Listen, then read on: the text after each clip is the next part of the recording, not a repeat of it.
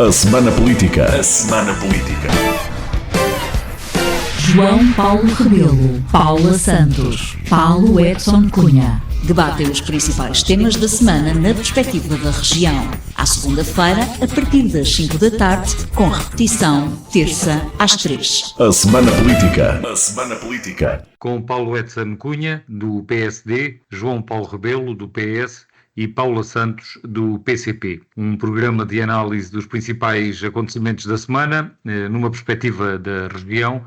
E os temas de hoje são os planos para a privatização da TAP, anunciada pelo Governo, e também a perspectiva de haver um acordo entre a AD e o Chega, designadamente quanto à lei da nacionalidade. Pelo menos é o que afirma o líder do Chega, André Ventura.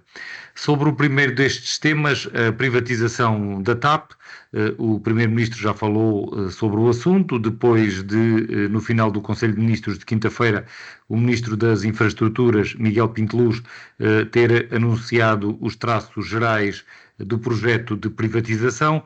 A ideia é vender 49% da companhia aérea e há a perspectiva de a gestão poder ser entregue ao parceiro privado da TAP, sendo que com isto o Governo pretende, diz que tem como objetivos reforçar a companhia com mais rotas e com mais aviões e também assegurar a continuidade do hub em Portugal, assim como também das rotas que a companhia já tem.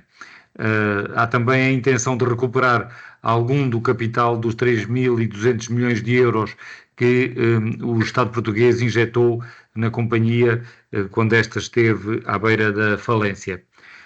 Paula Santos,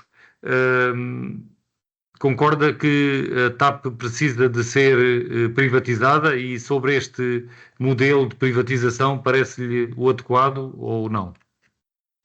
Muito boa tarde, Francisco, cumprimento o João Paulo Rebelo, Paulo Edson de Cunha, cumprimento todos os que nos ouvem. A privatização da TAP, este anúncio por parte do Governo, já conhecíamos que era essa a sua intenção, é um enorme prejuízo a confirmar-se e a concretizar-se, é um enorme prejuízo para o nosso país. Já houve no passado outras tentativas de privatização da TAP e se tivesse sido consumado, hoje já não havia companhia. Foi assim na tentativa de privatização à Swissair, que entretanto faliu e quase destruiu a TAP.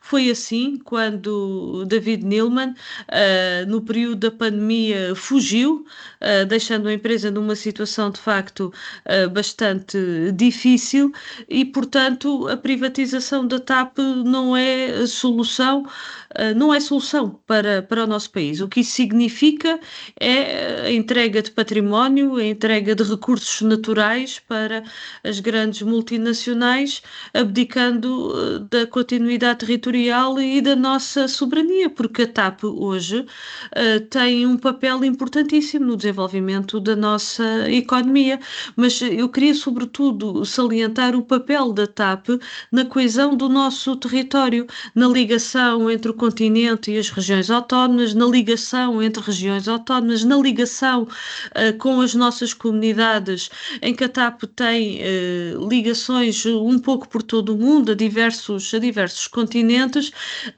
e nada disto, independentemente do que seja dito, porque as condições que foram enunciadas por parte do Governo são sempre as mesmas, são sempre essas, mas isso não dá qualquer garantia dessa mesma salvaguarda.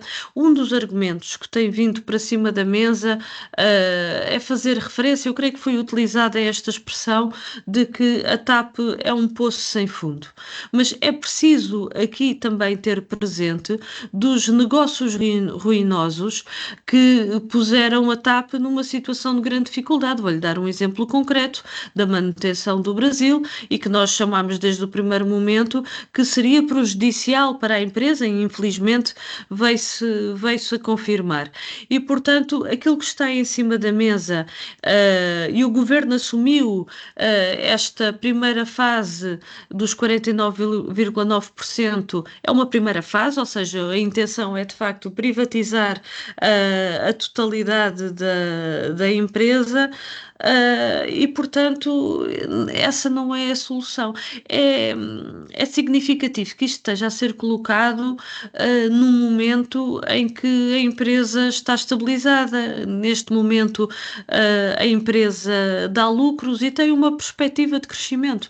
E, portanto, é exatamente neste momento que o Governo anuncia o seu plano para a privatização. Mas eu queria ainda voltar atrás, porque há pouco estava a falar, muitas das vezes é utilizado um falso argumento, que são os prejuízos da TAP, quando a TAP todos os dias contribui com os lucros e dividendos que gera, e neste momento é uma situação de lucro, nos salários que paga em Portugal, no que desconta para a Segurança Social, para o IRS, no contributo para o país, na importância que tem na balança comercial, para além das questões da nossa soberania e do peso que também tem na área do turismo no nosso país. Eu queria também chamar a atenção naquilo tudo que foi dito, não houve uma palavra para os trabalhadores e, portanto, os trabalhadores, os postos de trabalho, todos os seus direitos também estão colocados em causa neste processo de privatização. Para concluir, esta é uma opção que na prática significa um crime económico, porque a TAP, de facto, ao longo de todos estes anos, tem demonstrado a importância que tem para o desenvolvimento do nosso país, para a nossa soberania, para a nossa coesão no nosso território, para a ligação com as comunidades portuguesas, e aquilo que está a ser colocado, tudo isto em causa somente para satisfazer os lucros, ou seja, o interesse das multinacionais, porque se a TAP tivesse assim numa situação tão difícil e tão negativa e fosse de facto um poço sem fundo, mas alguém acredita que havia tanto interesse na TAP? Não haveria certamente, e portanto há interesse porque a TAP vale de facto muito, e é estando sobre o controle público, mas estão naturalmente ao serviço dos nossos interesses e não ao serviço de interesses privados. Eu, quando digo dos nossos interesses, estou a falar do interesse nacional, dos interesses do nosso país, que a TAP pode mesmo contribuir muito para o desenvolvimento da nossa economia. Uma TAP privatizada, aliás, no passado, como vou terminar como comecei, o passado já demonstrou que se tivesse consumado as anteriores privatizações e não tivesse havido uma intervenção pública, já não haveria TAP. E eu creio que isso era de facto extremamente negativo para o nosso país. João Paulo Rebelo, e para si a TAP deve mesmo ser privatizada ou a gestão deveria continuar a ser pública? Bom, antes de mais, boa tarde a todos, a si, Francisco, à Paula Santos, ao Paulo Edson Cunha e naturalmente a todos os que nos seguem. Eu antes de mais, gostava de, enfim, clarificar aqui o seguinte. Uma coisa é uma empresa ser 100% pública, outra coisa é uma empresa ser 100% privada, outra coisa é conviver em capitais públicos com capitais privados. Nesta fase a qual o Partido Socialista, através do seu secretário-geral, já, enfim, emitiu a sua opinião de que está favorável à privatização da parte de capital que está anunciada, portanto, 49,5%, o que significa o Estado não perder o controle, como em qualquer outra empresa, qualquer pessoa compreenda, não é? Quem tem a maioria decide, o que não quer dizer, evidentemente, que não procure fazê-lo com o entendimento e com acordo, enfim, dos diversos sócios e portanto, do restante capital, não é? da sociedade, seja ela qual for. Neste caso, é determinante para o Partido Socialista que o Estado português, portanto, representa a maioria do capital, porquanto determinará justamente as premissas que nos fazem concordar com o que inclusivamente foi anunciado pelo Primeiro-Ministro, no que diz respeito, e que o Francisco já aqui anunciou logo ao início do programa, de garantir o hub no nosso país, de garantirmos um conjunto de rotas, muitas delas, como sabemos, absolutamente, digamos, importantes para o nosso país, na relação que mantemos com a nossa diáspora, com países parceiros, irmãos, a ligação que temos à América do Sul, através do Brasil, de forma mais significativa, mas também aos vários países africanos que constituem também connosco uma comunidade internacional relevante como é a CPLP, o papel que a TAP tem ganho nos últimos anos também e que também tem significado para a nossa diáspora no conjunto de voos cada vez mais regulares que temos com a América do Norte também. Portanto, todos estes interesses, do nosso ponto de vista, devem ser, digamos, acautelados, como também estamos, e o secretário-geral disse-o de forma clara também, recuperar o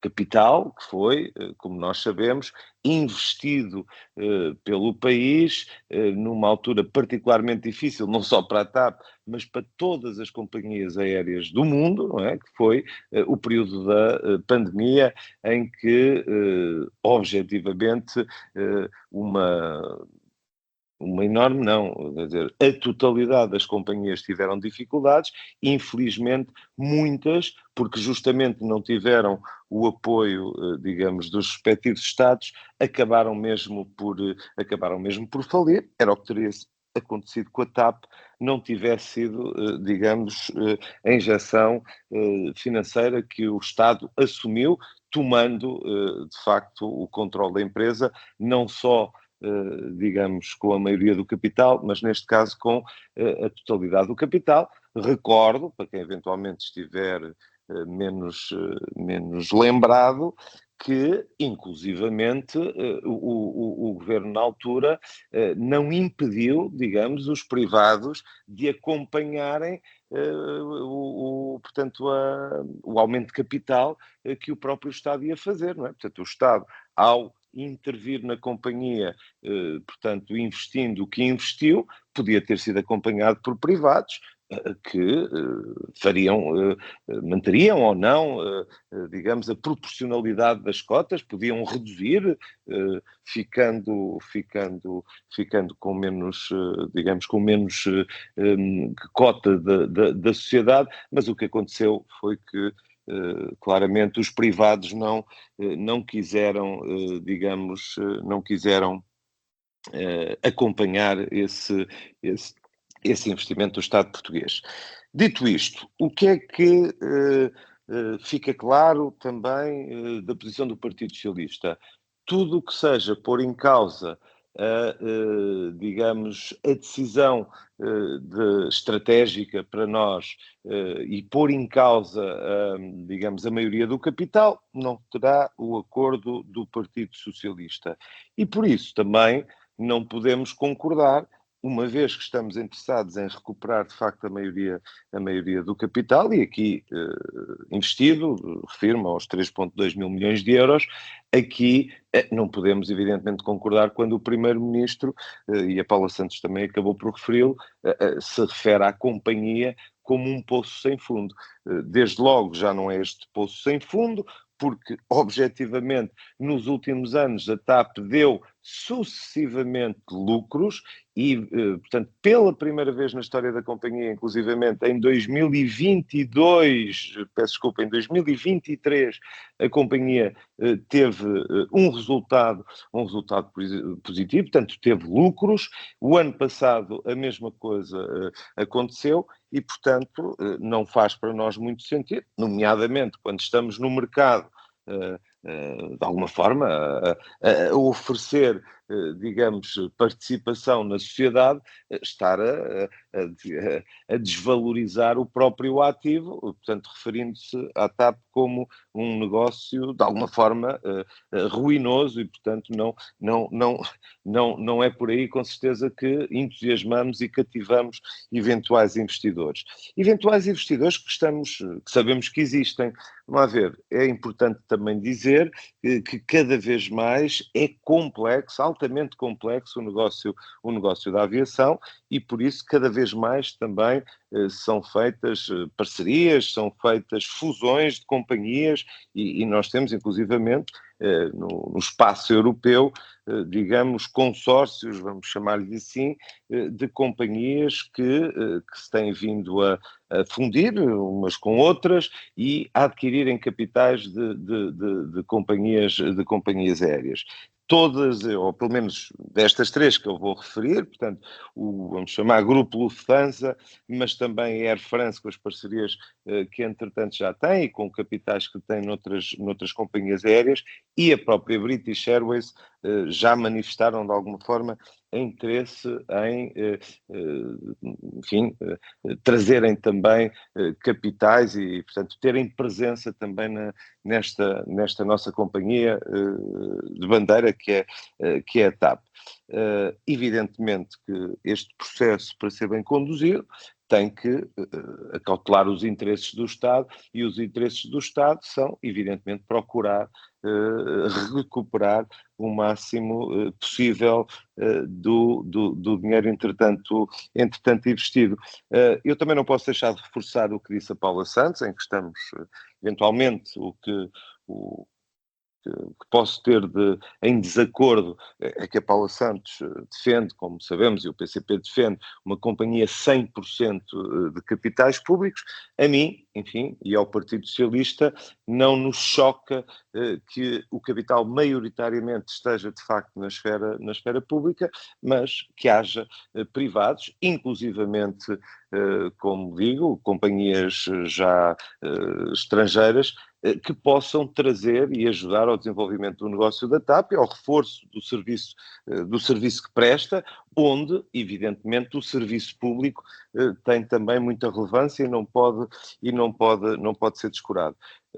O que a Paula Santos e que eu queria, para concluir, reforçar, é justamente estas contas que habitualmente nos são passadas, de que a TAP dá prejuízo, e esquecendo-se estas correntes, normalmente que vêm, obviamente mais liberais, falar sempre deste lado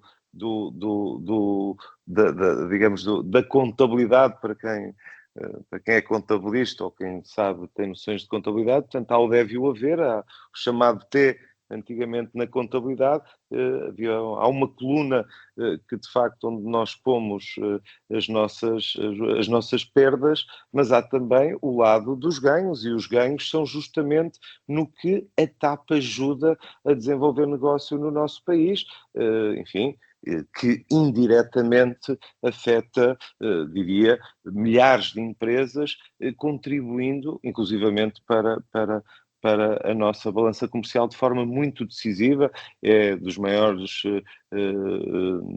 negócios que, no fundo, exportam, portanto, porque trazem divisa para o país e, portanto, isso não é de sumenos importância, tem que ser também considerado sempre que estamos a falar de um negócio que é estratégico, no fundo, para o país.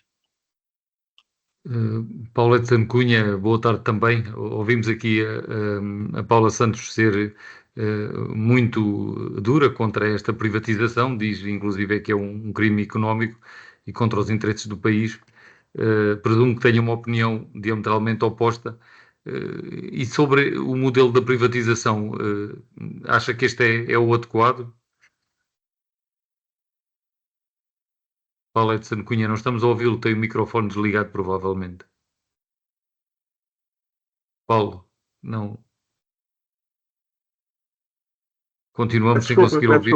Agora sim, Paulo. Boa tarde. Estava aqui com dificuldades informáticas. Boa tarde, Francisco Brito, João Paulo Rebelo e Paula Santos, e a todos que nos ouvem. Bem, sobre o modelo, o que tenho a dizer é o seguinte: neste momento, eu creio que é um modelo possível dentro das condicionantes políticas que existem neste momento. Se nós analisarmos bem aquilo que este governo tem apresentado nestes primeiros tempos, é uma tentativa de ir gerindo a situação política de acordo com aquilo que seja o bom senso. Não é uma imposição da sua posição em todas as situações daquilo que seria unicamente o seu programa e a sua vontade, mas tentando respeitar a vontade daquilo que foram a vontade dos portugueses. Numas situações, virando um bocadinho à direita e respeitando aquilo que é a posição do Chega e daquelas pessoas que votaram no Chega, desde que isso também, ideologicamente, ou vá, não vá abolir com aquilo que é o programa do partido, e neste caso o programa do governo também. Noutros casos, tentando respeitar aquilo que são as ideias mais de esquerda ou do Partido Socialista, mais concretamente.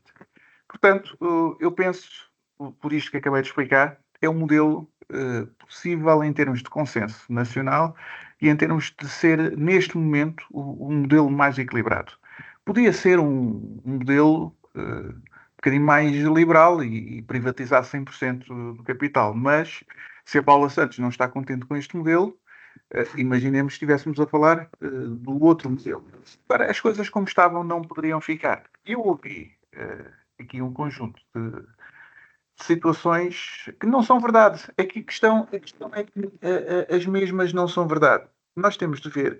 Eu não tenho nenhum mandato para defender aquilo que David Newman fez na TAP. Não tenho rigorosamente mandato nenhum. Agora, nós temos que ter um mandato com uma coisa que é importante, que é a justiça, e a justiça daquilo que é a verdade. E a verdade é que a TAP, naquele momento, estava falida.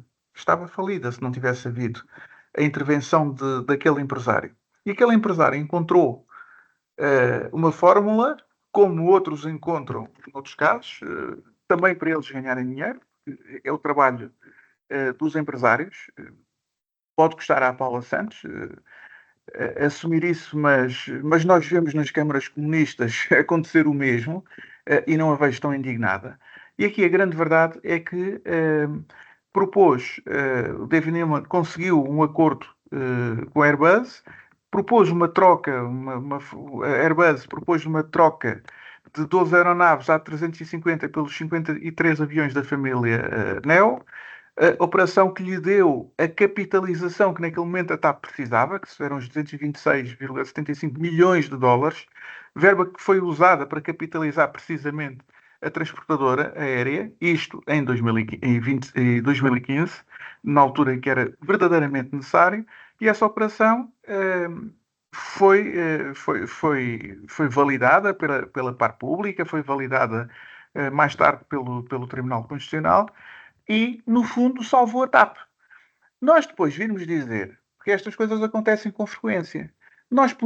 Podia ter sido feito um negócio muito melhor, mas nos negócios há sempre milhões de possibilidades. Aliás, na vida há sempre milhões de possibilidades de fazermos as coisas diferentes. Agora, a verdade, nós temos que ver a realidade no momento em que está e quais são os parceiros que nos aparecem para nos ajudar, para seguirem connosco e para as coisas serem feitas. Isto relativamente àquilo que foi a história da TAP.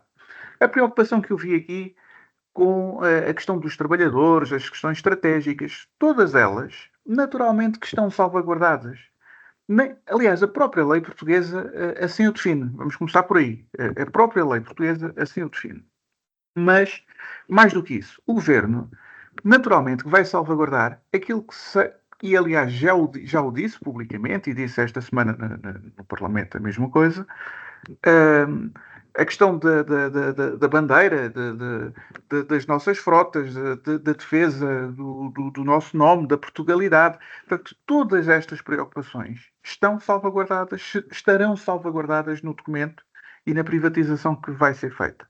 A questão dos trabalhadores, em concreto, também a mesma será salvaguardada. Depois poderá haver aqui questões de pormenor, se os partidos políticos foram ouvidos antes do anúncio ou não, se as comissões de trabalhadores foram ouvidas antes do anúncio ou não, mas nós estamos a falar de um anúncio de intenções, de um anúncio público. Não estamos a falar do processo propriamente em termos de formalização. E a formalização, entretanto, está a caminho e com certeza vão ser encetados todos os contactos formais que a lei assim o obriga, que politicamente também o bom senso assim o obriga, e estou certo que será muito melhor para Portugal por todos os motivos explicados pelo Governo, explicados esta semana ao Parlamento, aos senhores deputados, todos nós ouvimos e parece-me perfeitamente aceitável. Portanto, não vejo grandes motivos para preocupações, muito menos para aquilo que aqui ouvi. Paula Santos, não sei se quer acrescentar alguma coisa depois do que disse Paula de Santo Cunha. Entretanto, eu também gostaria de introduzir aqui outros elementos sobre a privatização da TAP. O Presidente da República disse logo, quase de imediato, que vê que não há razões para não dar luz verde à privatização da TAP. Entende que estão acautelados quer os direitos dos trabalhadores, quer os interesses do país, e disse agora, mais recentemente, que prevê a promulgação da privatização da TAP nestes termos que foram anunciados pelo Governo. Paula Santos, que comentário é que lhe merece esta posição do Presidente da República? Bom, eu gostaria de referir o seguinte, que não foi, ou seja, o Governo anuncia a privatização da TAP, aliás, posição do PSD, que há muito tem vindo a defender, não é uma novidade, é um facto, mas o argumento que é utilizado para a privatização da TAP já se mostrou que é um falso argumento, porque a TAP não é um poço sem fundo e a ideia de prejuízo não corresponde, tendo em conta o contributo que a TAP dá para a nossa economia e a importância que tem na coesão territorial e na ligação às comunidades. A questão que se coloca é porquê? Porque é que o Governo pretende privatizar a TAP? Porque é que pretende entregar esta empresa que é estratégica para o nosso país, num quadro em que ela está estabilizada, em que dá lucros, em que tem uma possibilidade de crescimento, ou seja, porquê? A única explicação é, de facto, a opção ideológica relativamente a esta matéria, que é, em vez de defender o interesse do nosso país, o PSD, e permita-me que acrescente aqui também o Partido Socialista, porque aquilo que foi anunciado por parte do Governo é que privatizando 49,9% não é a maioria, mas a gestão fica numa gestão privada, portanto, não é o interesse público que será salvaguardado. Aliás, e nós já vimos no passado, o que não foi há muito tempo, o que é que significou a gestão privada da TAP. E aí sim, ruinosa claramente para o nosso país. E, portanto, há aqui uma clara opção que nada tem a ver com, ou seja, ou que tudo tem a ver com esta vontade de entregar uma empresa que é estratégica para o nosso país para as multinacionais. E, portanto, isso é de facto prejudicial. E quando nós falamos que é um crime económico, está tudo associado a isto, porque a TAP todos os dias contribui para o nosso país nos salários, nos descontos, no PIB, da balança comercial, como eu aqui já referi, e portanto todos os dias este contributo que dá permite esta recuperação daquilo que é investido na TAP. Relativamente ao Presidente da República, eu gostaria só de fazer um comentário muito breve, é que o Presidente da República a sua atuação deve ser com a salvaguarda do interesse nacional e não com, mais uma vez, ou seja, mais uma vez se avançar como o Governo pretende para entregar esta empresa que é absolutamente estratégica para as multinacionais. Aliás, e nós temos até já exemplos do passado que se tivesse consumado, hoje já não tínhamos companhia, já não tínhamos TAP, estávamos completamente reféns. E, portanto, creio que não é isso que interessa para o país e, portanto, o Presidente deve acautelar um interesse nacional e não outros. João Paulo Rebelo, quer fazer também algum comentário a esta posição, a rapidez com que o Presidente da República deu o aval a este início de privatização da TAP? Mais do que isso, até queria fazer alguns comentários ao que disse o Paulo Edson Cunha, nomeadamente, enfim, louvando tanto algumas intervenções de privados e falando inclusivamente do David Neeleman. Enfim, não sei se estaremos todos recordados do que parece que ficou mais do que demonstrado.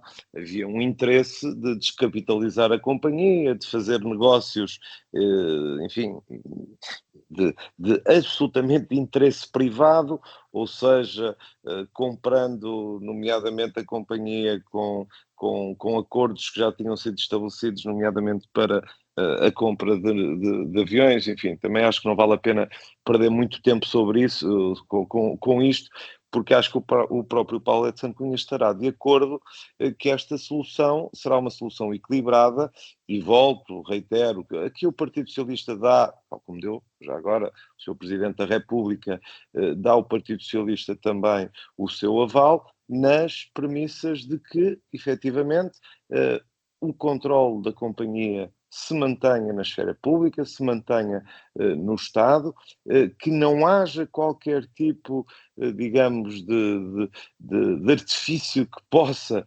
nomeadamente refirma acordos parasociais que possam colocar os 49,5% de alguma forma a mandar na companhia, que isso seria inaceitável. Parece-me que conseguimos encontrar aqui, digamos, um equilíbrio entre, eventualmente, aqueles que acham que o Estado não deveria de forma nenhuma estar na companhia, e esses não acompanhamos, evidentemente, pelas razões que também já aqui enunciei, que também já foram sendo enunciadas e que, de uma forma genérica, que era Paula Santos, sobretudo a Paula Santos, mas também o próprio Paulo Edson Cunha reconhece que a companhia tem esse interesse estratégico para o país, e também me parece que o Sr. Presidente da República compreendeu e, desse ponto de vista, terá feito uma leitura do que era o sentimento, digamos, generalizado no sentido maioritário, melhor dito, não é? Dos partidos relativamente a este anúncio que o Governo fez e a esta intenção que o Governo fez. E daí, portanto, se ter muito provavelmente pronunciado dando tal aval, porque percebeu que há uma maioria de facto política no país que entende como boa esta solução. Paulo Edson Cunha, também um último comentário sobre este tema, designadamente quanto a este aspecto do Presidente da República, as intervenções que já fez sobre este tema. Francisco Brito, no fundo, estas duas intervenções, mas sobretudo esta intervenção do João Paulo Rebelo, resume tudo aquilo que é a posição que eu já tinha assumido anteriormente. Eu acho que esta posição do Governo é uma posição verdadeiramente equilibrada. E o Sr. Presidente da República apenas fez eco disso. Aliás, tem sido, nesse aspecto, um barómetro. O Sr. Presidente da República tem sido um barómetro relativamente equilibrado, independentemente da sua família política ser do PSD, como todos nós sabemos, mas tem sido relativamente equilibrado nos avisos públicos que tem feito quanto a várias questões de interesse nacional. Eu acho que aqui o interesse nacional está absolutamente salvaguardado. Não há caso. Neste momento é deixar as coisas correrem, verem como é que elas estão. Se alguma coisa correr menos bem entre o que foi apresentado e aquilo que depois efetivamente vai acontecer, então sim, poderemos vir aqui discutir o assunto. Mas neste momento eu penso que o Governo está de parabéns, apresentou uma boa proposta, uma proposta consensual e vamos ver como a mesma corre, mas penso que para o bem do país a mesma vai correr relativamente bem. Passamos então ao segundo tema do programa de hoje. André Ventura diz que há um acordo entre o Chega e a AD, neste caso com o Governo, relativamente à política de imigração, à lei da nacionalidade. Diz que é um princípio de acordo para mudar a lei. O líder do Chega afirma que foi firmado esse acordo de princípio sob algumas linhas orientadoras e que há também um compromisso de bloquear as audições que estão pedidas pela esquerda. Eu aqui começava por Paulette Santo Cunha para lhe perguntar se tem conhecimento disto e se lhe parece correto que haja um entendimento entre estas duas forças com vista a impedir as audições que a esquerda já solicitou na Assembleia da República. Pronto, respondendo muito diretamente, não tenho nenhuma informação privilegiada no sentido de dizer que este acordo existe. E se existe, ainda será dentro das cúpulas do partido e ainda não foi transmitido, pelo menos aos deputados, que eu tenha conhecimento, e dentro daquilo que costuma ser a nossa linha de comunicação, não tenho conhecimento disso. Agora, o facto de eu não ter conhecimento não quer dizer que não exista. Quanto ao resto, vai um bocadinho na senda daquilo que eu respondi inicialmente. O Governo tem tido esta preocupação, de tentar fazer pontes e dentro das pontes que tem estado a fazer cedências àquilo que entende que não vai desvirtuar completamente o seu programa. Sabemos que o Governo aliás, não propriamente o Governo, mas o PSD é um partido de centro, pode ser um partido de centro-direita, mas como sabemos todos, com muitas preocupações sociais,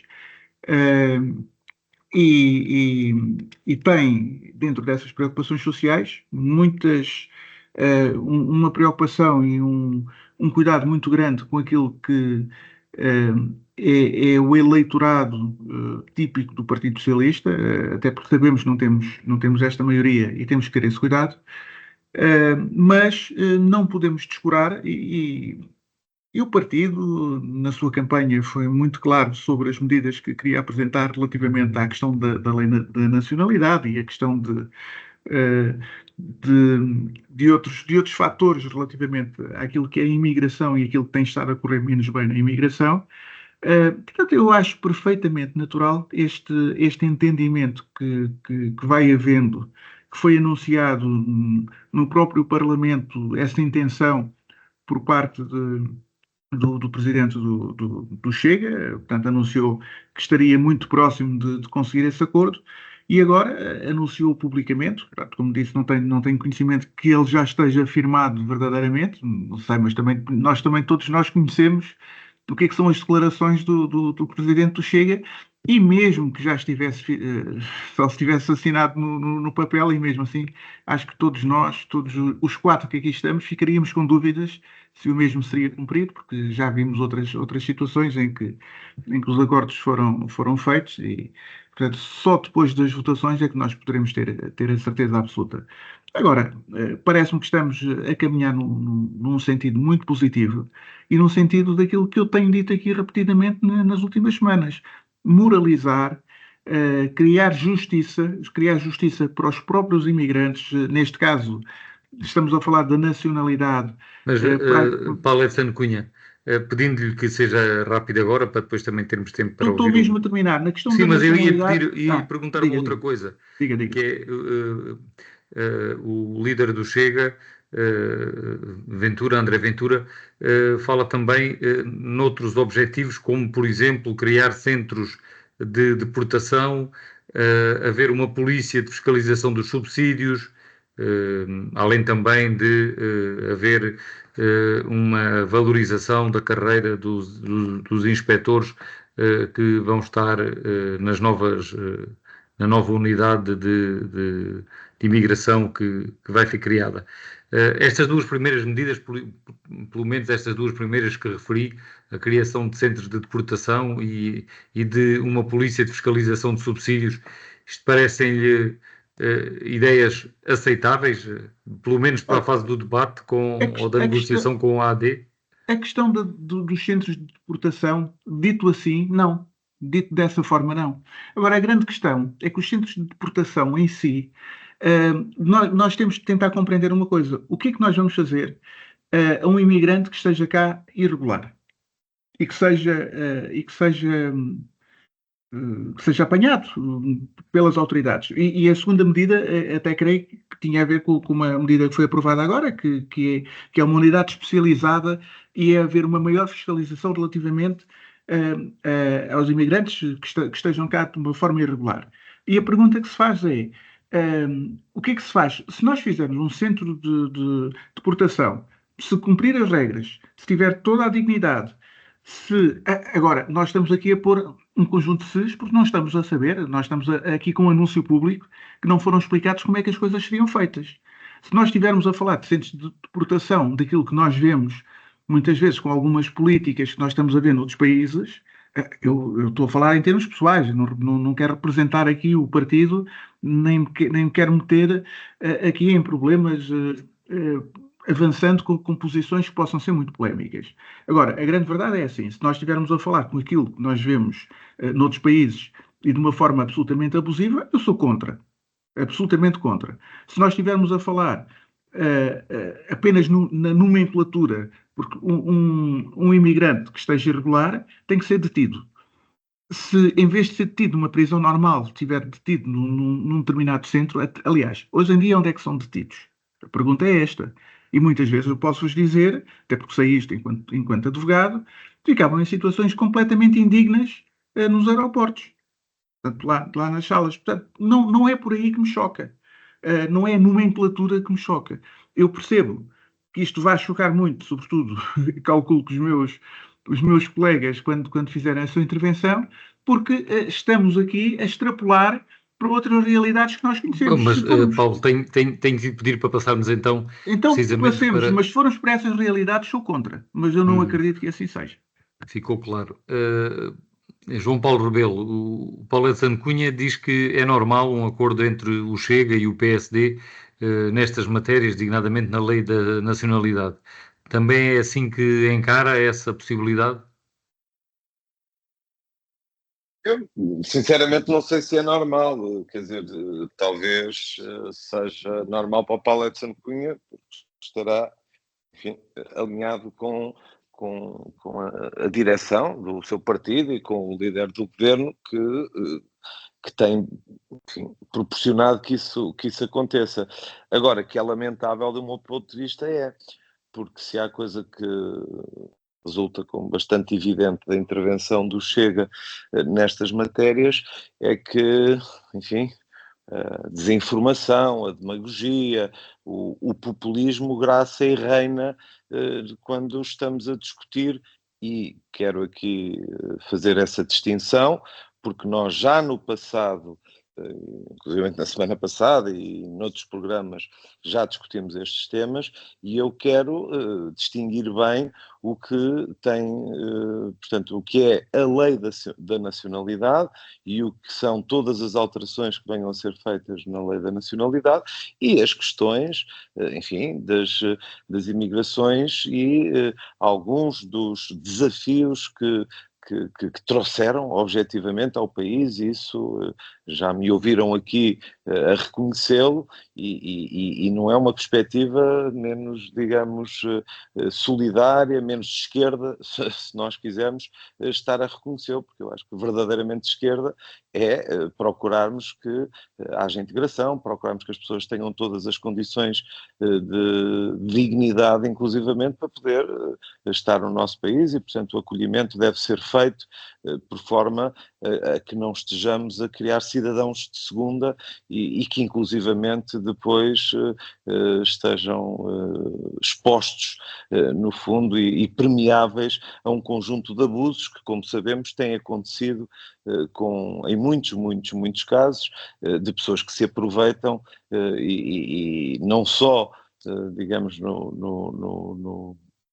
que se aproveitam diretamente dos imigrantes, como depois aqueles que, enfim, ainda que os empregando, beneficiam justamente dessa fragilidade, não criando as condições, mais uma vez, de dignidade nomeadamente, na remuneração que o trabalho que é feito merece ter. E, portanto, dito isto, uma questão tem que ver com um número significativo, não há como fugir a isso, de pessoas que procuraram o país nos últimos anos e que nós estávamos habituados a receber, nomeadamente de algumas proveniências, fossem de antigas colónias portuguesas do continente africano, fossem também, digamos, brasileiros, que objetivamente comungam connosco a língua e, dessa forma, também a sua própria inclusão se torna mais facilitada. Esta questão da lei da nacionalidade foi objetivamente introduzida pelo Chega e, com muita pena nossa, vemos o PSD, enfim, que era um partido que comungava já agora com o Partido Socialista o entendimento de que a nossa lei da nacionalidade era de facto equilibrada e que quer agora, enfim, por razões, do meu ponto de vista, evidentemente que haverá quem discorde, mas que do meu ponto de vista são meramente taticistas, digamos, eleitoralistas, querem agradar a um eleitorado que eventualmente pensam que terá fugido para o Chega e que pode ser um eleitorado natural do PSD. Não me parece que seja a melhor forma de reconquistar, digamos, essas pessoas. No fundo, o que estão a fazer é dar de alguma forma, dar razão ao que eram digamos, as posições do Chega, e daí, diria eu, que as pessoas, por norma, preferem o original às fotocópias. Nós não tínhamos nenhum problema com a lei da nacionalidade e, infelizmente, observamos o governo alinhar, como digo, em propostas do Chega. Não há objetivamente uma confirmação ainda de que seja assim. O Paulo de Santo Cunha referiu que o líder do Chega muitas vezes diz coisas que depois, enfim, vimos a saber que não se confirmam, mas para já pode não ter havido informação, digamos, oficial ou direta aos deputados do PSD, mas não houve, e sobretudo é o que me interessa mais a mim, um desmentido ou, digamos, declarações contrárias a isso, pelo menos no espaço público, que contrariem esse acordo anunciado pelo menos por uma das partes. Paula Santos, o que é que lhe parece a possibilidade do Chega e do PSD terem um entendimento, um compromisso relativamente à lei da nacionalidade e também, particularmente, um compromisso para bloquear as audições que a esquerda pretendia sobre esta matéria na Assembleia da República? Francisco, isso foi o que aconteceu na semana passada, porque houve um conjunto, eu começo já por essa parte, houve um conjunto de propostas, inclusivamente do PCP, para ouvir diversas entidades, quer no quadro da Lei da Nacionalidade, quer no quadro da Lei dos Estrangeiros. Da Lei dos Estrangeiros não houve qualquer audição, numa matéria tão sensível e tão complexa ao mesmo tempo, nem sequer das entidades que são das audições obrigatórias, que estão previstas na lei, não houve, e houve uma imposição da votação na especialidade do que se prende com essa proposta de lei. E aquilo que vimos foi claramente uma convergência entre o PSD, o CDS e o Chega relativamente a essa matéria. Se olharmos para a lei da nacionalidade, cuja esmagadora maioria das audições foram rejeitadas, por esses mesmos partidos demonstra. Eu recordo que há umas semanas se ouvia até alguns dirigentes do PSD falar em diálogo. Bom, eu não sei que diálogo é que falam quando nem sequer querem ouvir na Assembleia da República as diversas opiniões sobre as matérias, porque qualquer processo legislativo na Assembleia da República sempre houve essa possibilidade de convidar a entidade a expressarem a sua opinião, opiniões diversas, como em todas as matérias, e naturalmente isso também contribui naturalmente para a necessária ponderação e reflexão sobre aquilo que está a ser discutido.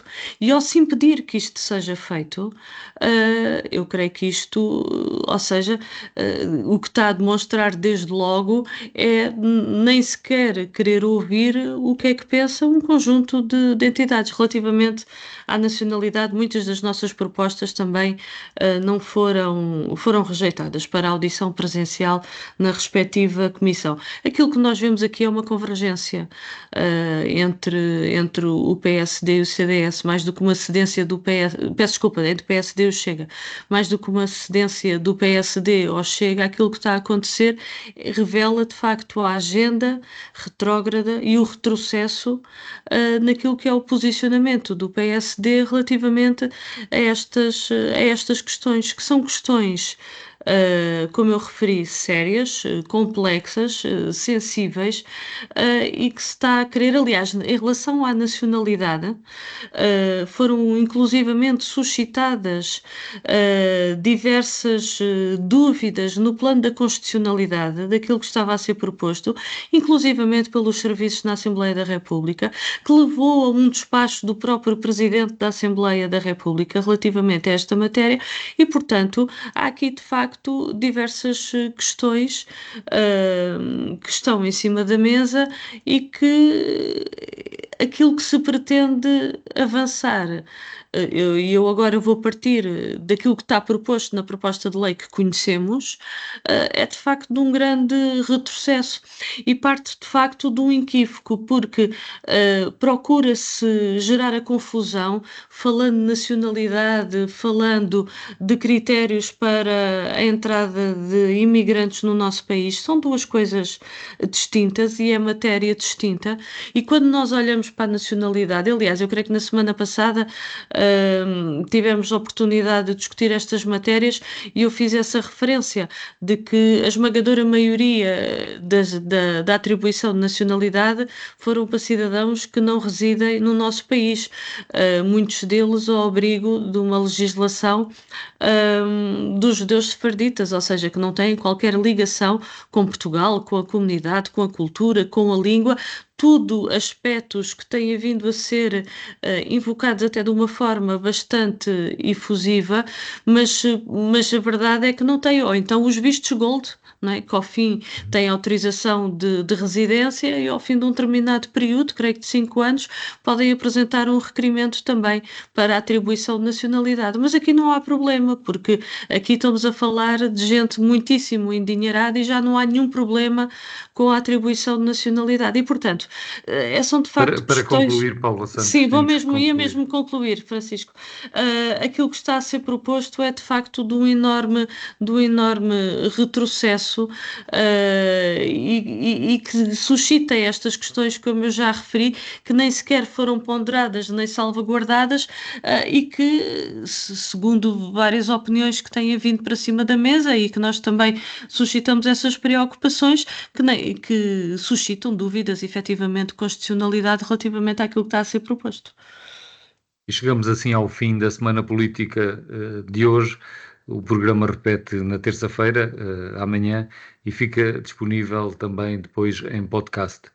Uma boa semana para todos. Voltamos de hoje a 8 dias.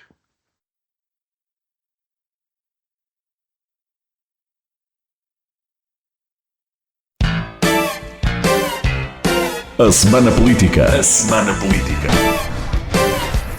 João Paulo Rebelo, Paula Santos, Paulo Edson Cunha. Debatem os principais temas da semana na perspectiva da região. À segunda-feira, a partir das 5 da tarde, com repetição, terça às 3. A Semana Política. A Semana Política.